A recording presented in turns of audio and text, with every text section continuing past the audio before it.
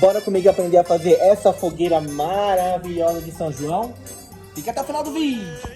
Peguei um pedaço de papelão, com a trena e o lápis, fui marcando e cortando na medida que eu queria que ficasse as madeirinhas da minha fogueira.